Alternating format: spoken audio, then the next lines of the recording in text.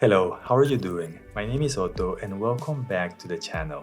This is the DJI Action 4 and this is a video tutorial on how to use it. So I'm going to start with some basic things if you just got this camera, and then I will dive deeper to explain how to use the camera features and which are the best settings to get the most out of this camera.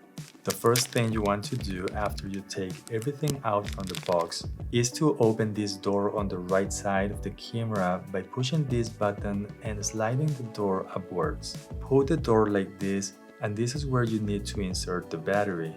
Next to the battery, you will find a microSD card slot. Insert the memory card all the way in until you hear a click. Close the door and slide it downwards, but pay attention to this red line.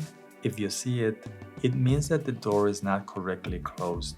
To charge the battery, open this door on the left side by pushing the button and sliding the door downward. Here you will find a USB-C port where you need to connect the supplied USB-C cable. Connect the other end to a power adapter, a power bank, or directly to your PC. If you bought the Adventure Combo, you can use the battery case to charge all the batteries at the same time. On your smartphone, you will need to download the DJI Mimo app. If you have an Android device, you need to do it directly from DJI's website because this app is not going to be on the Play Store. Turn on the Action 4 by pressing this button once on the left side. Open the Mimo app and it will detect the camera almost right away. Press up here to connect both devices and follow the instructions on the screen, and make sure to download and install the firmware update. The Action 4 comes with this magnetic quick release mount that can be used with different accessories made by DJI, but it is also fully compatible with the ones for GoPro. If you want to mount the Action 4 in a vertical position, you need to use this protective case. To use this, open this latch at the top. Make sure to line up the button at the top of the case and the camera, and now slide the camera inside like this. When you're done, secure the case by moving the latch to the closed position. The front screen of the Action 4 is touch enabled. To unlock it, you have to swipe from the bottom to the top. Here you can change all the settings in the same way as you would do on the main screen in the back. This button at the top is to start or stop recording, or to take a picture if you are using photo mode. The Action 4 has this feature called Quick Capture, and this will let you start recording by pressing this button without having to turn on the camera first. This button on the left side is the power button, as I said before, but this will also let you change between different modes that you can customize, or you can set this button to change between the front and the back screen. And to turn the camera off, you need to press and hold the power button for about 2 seconds. There are two ways to change the camera mode that you want to use. You can swipe in the middle of the screen to the left or the right, or you can tap this icon at the bottom left corner. In this menu, you can select photo mode, video mode, slow motion, time-lapse, or any custom profile that you have created. By tapping this section at the bottom of the screen, you can change the resolution and the frame rate by sliding the options to the left or the right. I do recommend to use 4K for maximum resolution, and for regular videos, I like to use 24 frames per second. If you're going to slow down your videos in post, you can use 60 or 120 frames per second. On this corner, you can activate pre-recording and set the duration. The Action 4 will start recording before you press the record button, and when you press it, the video will include what was recorded before that. You can also select loop recording and set the duration to 5, 20, or 60 minutes, or you can set it to unlimited. For example, if you select 5 minutes, it will keep recording over and over for the last 5 minutes. On the opposite corner, you will find the stabilization options, but not all of them are going to be available, and this will depend on the resolution that you're using. Rocksteady has a medium level of stabilization, and Rocksteady Plus will give the camera the maximum level. To keep the horizon level straight when you tilt the camera to the sides, you have two options. The first one is horizon balancing, but it has a 45 degrees limit on either side.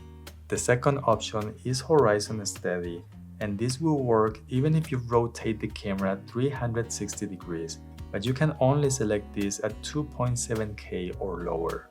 This is why most of the time I will just use horizon balancing, the one with the 45 degrees limit, so I can shoot in 4K, and I will use 2.7K if I really need to use horizon steady. And to close this menu, swipe from the top to the bottom. Okay, so let's take a look at this icon over here. This will open the camera menu, and here you can change the field of view. The standard one will have the least amount of distortion, and this is the one I like to use the most.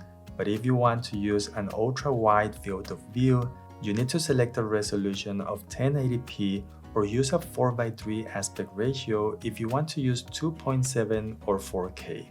This icon will let you manually change the sharpness level and the noise reduction, or you can use the default setting or this other preset for portraits. The EIS priority will help to eliminate those annoying glitch effects that you get in your videos that are caused by the electronic stabilization when used in low light situations. And the low light enhancement option will help to reduce some of the noise that you will get when there is not enough light. I do recommend to combine both of these options in low light situations if they are available. By pressing the Pro icon, you will have access to more options. Here you can set the exposure compensation and the ISO, or select manual settings so you can select the shutter speed as well. Here you can change the white balance, and here is where you select the color profile. The default is normal, but if you tap on the icon, it will change to D-Log-M, which is a flat color profile that will also have 10-bit color.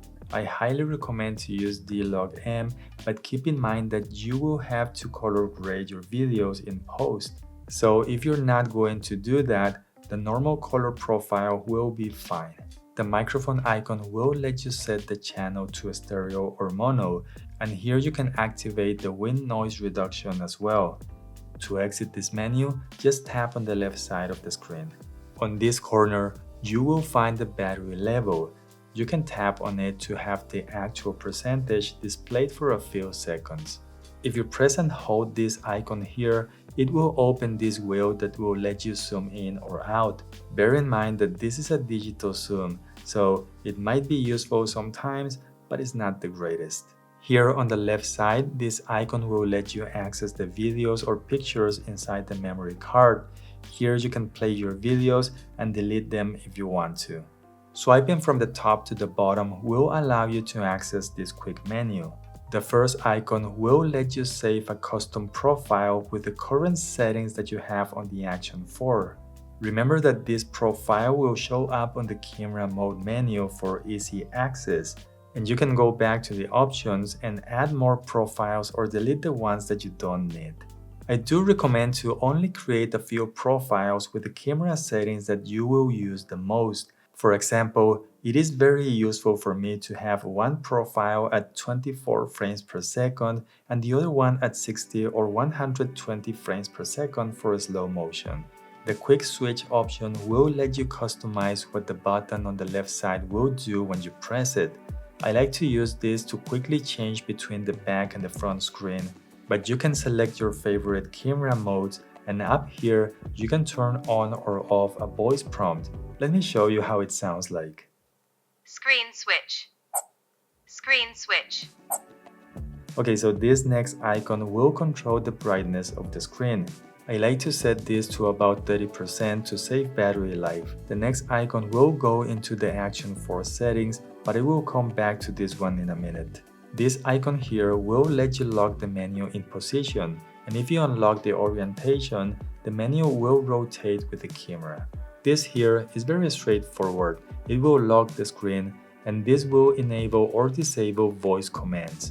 Now let's go back to the settings. We have a lot of options and I'm only going to mention the most important ones for me. On voice control, you need to set the language for the voice commands.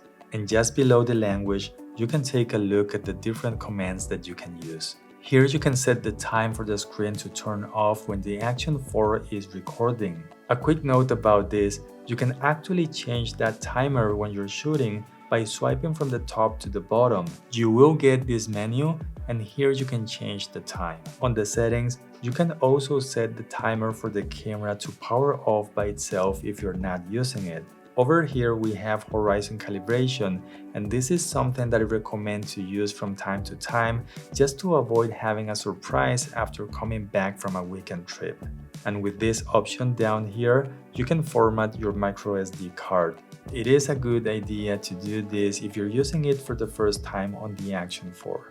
To transfer your videos or pictures to your computer, connect the camera to your PC with the same cable that was used for charging. And on the screen, select U-Disk to be able to browse your content. The other way that I like to use is to remove the microSD card and use a memory card reader like this one. I really hope that this video was useful. Please let me know in the comments down below.